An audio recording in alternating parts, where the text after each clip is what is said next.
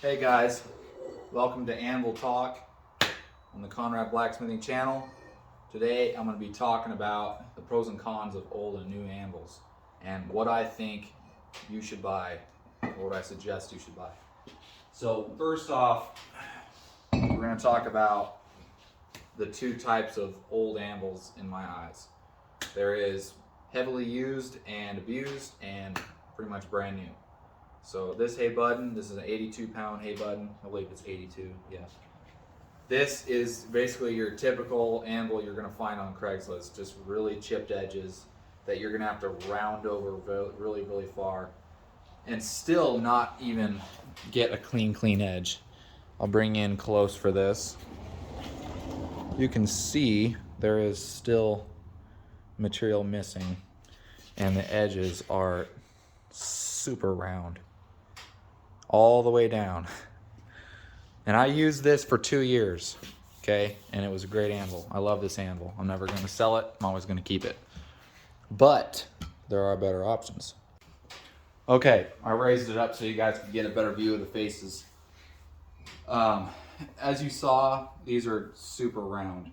Not really ideal if you want to get a sharp shoulder. And I would have to come way back here just to get a somewhat sharp corner, and it's still not sharp at all. Whoops. Just barely have enough room on my anvil for these three. This is the other example of a old anvil that you can find, and it is pretty much mint. So if you can find a mint old anvil, it's pretty good. Obviously, they're gonna be really expensive. All the corners are sharp, and this has been radius from the factory, so you have the option to radius the corners as you desire. The only downfall is the price is going to be ridiculous, and I mean ridiculous. So that's the other old anvil. Okay, this is a 50-pound Trenton, by the way. This is a great option if you can find this for like $100, $200. I would say snag that up quicker than you can pull out the cash. Now, third anvil, or the third option for an anvil, is going to be a new anvil. And I don't have any affiliation with Holland or sponsorship from them. I love the products they do, and I use them, and they're a great company. Great people. Greg and Hobie. I met them at Quad State. I actually bought this at Quad State from them this year, so shout out to those guys. But this is the third option, is a new anvil, and I think it's the best option, to be quite frank. For one, they're completely flat. Edges are 90 degrees, completely sharp. You can do whatever you want to them. Hardy hole is completely square, as opposed to these are kind of iffy. 7/8 on this guy, but most of them are 1 inch if they're like 80 pounds or more. Perfect pritchel hole on these. And they're designed better. To put it simply, they're designed better. So hopefully you can see this, but the mass on this anvil is way different than that Trenton of the same weight. Okay, it's a lot more compact, and all the mass is under the faces, under the working surfaces. So you can see right here, this will never break ever. I guarantee it. I don't know if you could physically do it, but this is very strong. Not only strong, but it's going to be efficient in forging because it's not going to have any flex. Okay, the horn is thick all the way out. This horn, same thing, just a cone instead. Okay, really thick, really strong. There's more mass under this face than there is the Trenton, and the face is also wider, which some people like, some people may not like, because I know some people like skinny anvils. But really great design. They're H13. They're a little softer than these, which I extremely prefer all the way because of this bull crap right here. I hate that. I hate chipped edges. If I hit my hammer on this, it will dent. It will not break off. So the material just moves instead of disappearing. And also, it reduces the risk of getting a chip in your leg or something.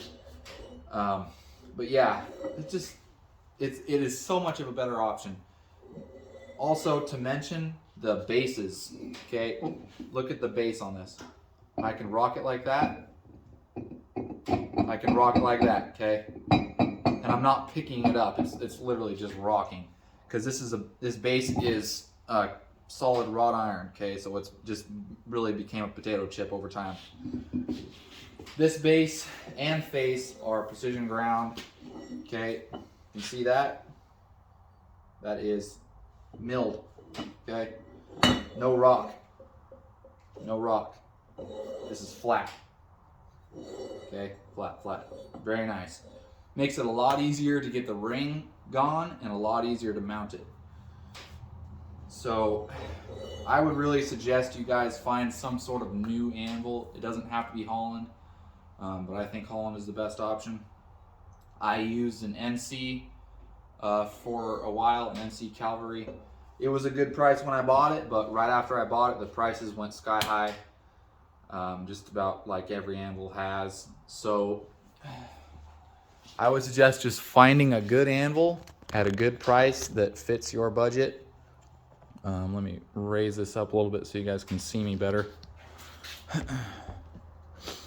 I would suggest just finding a good anvil at a good price that you can afford, whether it be one of these, because I got this for 150 bucks. I'm not going to tell you to say no to that, but if you can find something like that for really cheap, then just snag it.